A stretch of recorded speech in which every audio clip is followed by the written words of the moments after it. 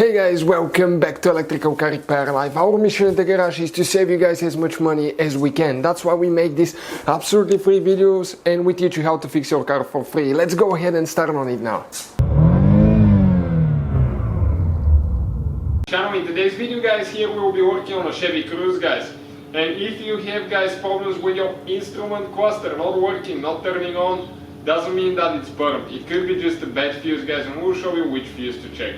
Now, we'll guys have more than 200 videos on this car. Why guys? Because our goal is to save you as much money as we can by teaching you guys how to fix your car for free. So, please guys, in addition, all we need in return, please give a subscribe, like, and drop a comment below and let us know what you think guys about the channel. If you have any suggestions and if the video was helpful or not. All the electrical videos will be on this channel, the mechanical videos will be on auto repair guys. This is our main channel guys. So let's go ahead, open the hood quick. I'm going to show you something now. Okay, we'll support it here, and you have a fuse box that's located right here. Doesn't matter if which engine you have. Fuse box is right here, but unfortunately the fuse for the instrument cluster is not there.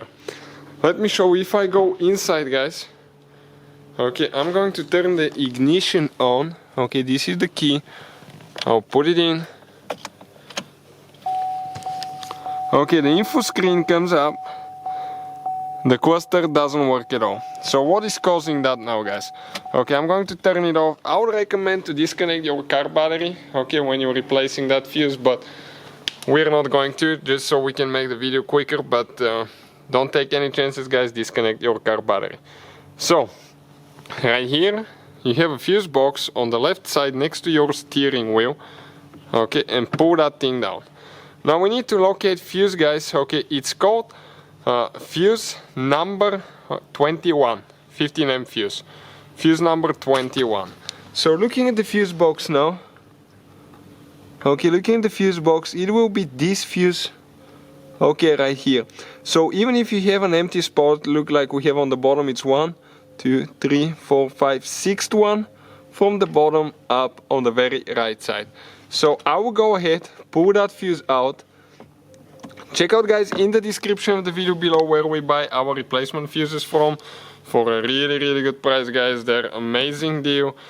Also you can get a really good voltmeter that you can even test your fuses with. It's super simple, because sometimes, okay, this one you can definitely tell that it's burnt. Okay, check it out, but in some cases it's really hard to know. So what I will do, I will set the voltmeter on ohms and continuity testing, and if the fuse is good, it will be like touching these two LEDs together.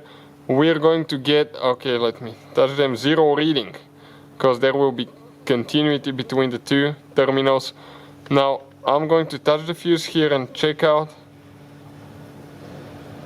Absolutely nothing. Let me grab the new fuse now, okay, and show you what the new fuse will look like if we test it.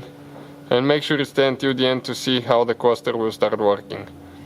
This one guys, perfect, it works.